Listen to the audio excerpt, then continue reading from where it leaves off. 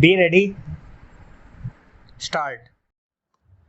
Mr. Vice Chairman, sir, at the outset, I must express my thanks to the honorable members on both sides of the House who have participated in the discussion on the 10th five-year plan document.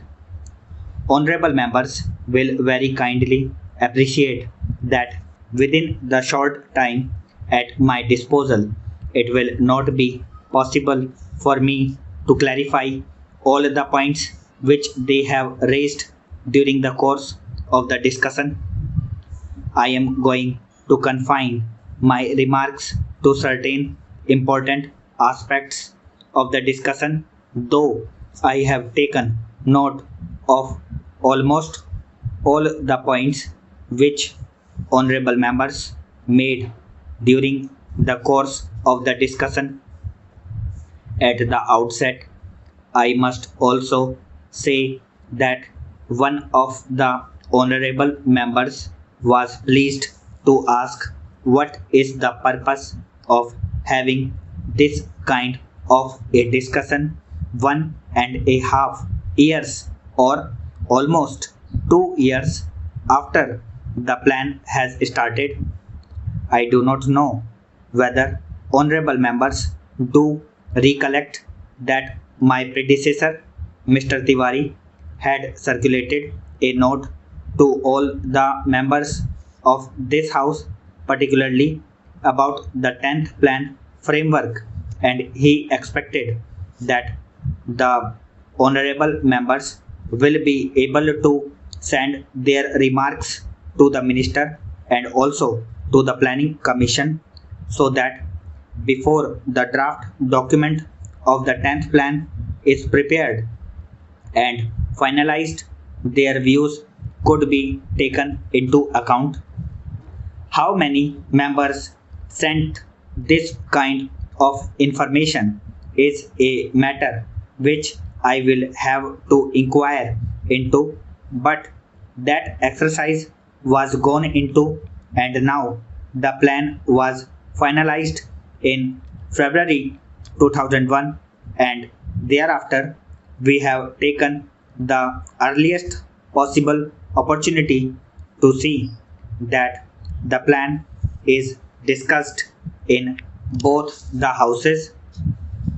Sir, I am aware of the fact that the international situation and also the internal situation in which this 10th five-year plan has been finalized will definitely have some kind of an impact on the plan document as it was prepared and how we will be succeeding in trying to avoid the adverse effects it might have on the achievement of the physical targets that we have set for ourselves at the end of the 10th five-year plan. Sir, there are 3 points which were mentioned by all the honorable members. The first was that the plan was prepared with 1999-2000 as the base year, and thereafter there has been a price rise of a considerable order. Sir, the first thing which I would like to clarify is about the inflationary trend which has set in. One of the honorable members, Shri Shankar Ghosh, a very experienced member of this House who had also been in the planning commission and knows the intricacies of how the things are being worked out, has been pleased to state here that the rate of inflation is very high, and added to that the balance of payments position is going to be very bad compared with the percentage that we have worked out for the 10th plan as a whole for imports. For the first year, the import bill has risen very high. Then how is this assumption going to be correct? That is the point, and a very valid point, which he raised during the course of the discussion. Sir, he also mentioned about the Honorable Finance Minister making his speech at Kanpur, wherein he seems to have made a reference that a little inflationary trend is kind of a stimulant to the economy. Sir, the inflationary trends we cannot view in isolation. Honorable Shri Shankar Ghosh will definitely agree with us that there are two factors which will have to be taken into account. The first factor is the international situation which is now obtaining. Secondly, whether we like it or not, we have to import the oil products.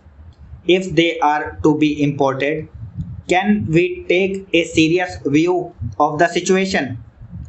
That is a thing which I am sure most of the honorable members there will be able to appreciate.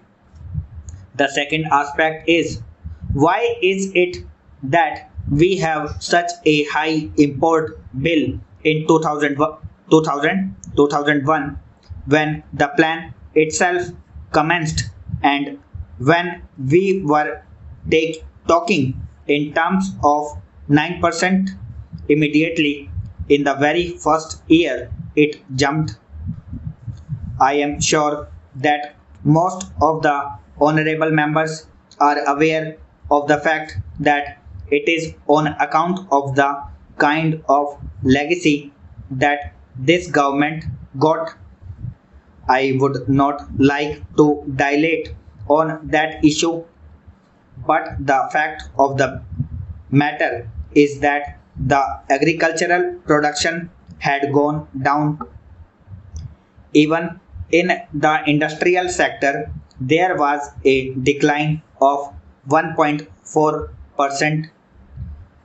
The coal production had considerably gone down in terms of production, and the electricity generation was at the lowest. If we had to make a beginning, which in fact is within the control of the government of India, with these infrastructural facilities which will have to be provided both in the agricultural sector and the industrial sector, concerted efforts will have to be made. Mr. Vice Chairman, the Minister of Railways has given us some impressive figures regarding route mileage, the number of passenger trains that run every day, the number of goods trains that run every day, the number of millions of passengers who travel by train. He has tried to compare them.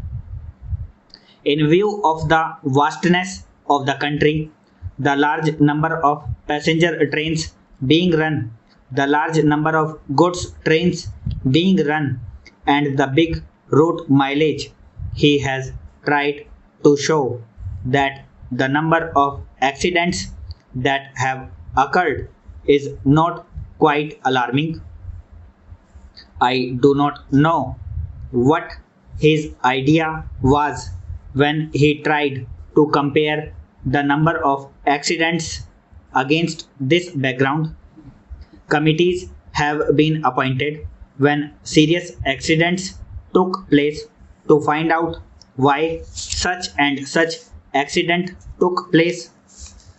The Shah Nawaz Committee, which was appointed in 2006, gave a very voluminous report.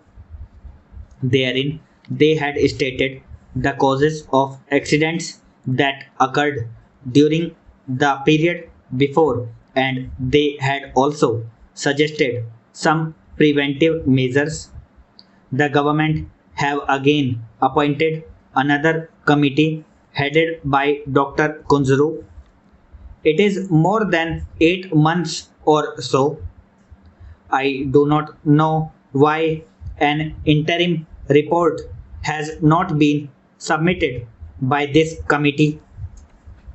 It would have been better, at least for discussion on such an important subject like this, if that committee had submitted an interim report. We could have offered more constructive suggestions. Unfortunately, the committees that are appointed take their own time to submit their reports. Maybe the government is partly responsible for they may not be cooperating with the committee in giving all the material that is necessary for the committee to come to some sort of conclusions and give their findings on such an important question. Time and again, we have discussed this question of accidents, and I was really pained to see how the minister tried to minimize the seriousness of the railway accidents. He also quoted in the other house the figures, the number of accidents that are taking place in other countries, particularly America and England. The conditions that are obtaining in these countries and that are obtaining in India are totally different. There, many of the accidents take place not because of follies, not because of the limitations under which those railways work, but mostly because of the environment that there has been in those countries. So he did not mention the figures here, but took refuge under the guise that our railways work much better than the railways work in other countries, and that the rate of accidents in India is much lower than the rate of accidents in America or England. Sir, by having this discussion, the railway board and the railway ministry should be able to learn some lessons, and if they are prepared to implement the salient suggestions that will be made by the members, then many of these discussions will not take place, and many of the accidents that take place these days will not occur. It has now become almost an everyday affair. After the statement was made by the Honorable Minister in this house and the other house, another accident had occurred to a deluxe train. It is therefore incumbent and imperative on the part of the Railway Ministry to see whether they could avoid these accidents. Many of the accidents that have occurred not because they are accidents, but because of the wrong things done by the Railway Ministry. When a train leaves the station, care is not taken to see whether it has a defective engine, defective locomotive, whether proper check was made of it, whether the bogies that are attached to the train are properly checked up, whether the screws and bolts that are there are properly placed in their proper places, and so on. These are all things which, if properly inspected, will show whether the train is fit for travel or not, and if these things are properly adhered to, many of the accidents will not occur. A member in the other house has reported a statement from the statesman of Kolkata that the loco shed people asked the driver of a particular train to somehow manage, even though he complained that he could not take the train. He tried to manage. When the train arrived very late, he was said to have been manhandled by the crowd for the late arrival of the train, and he is reported to have stated to the correspondent that in spite of the protest that he made, he was asked to take that locomotive, which was very defective. Last year, similar accidents occurred.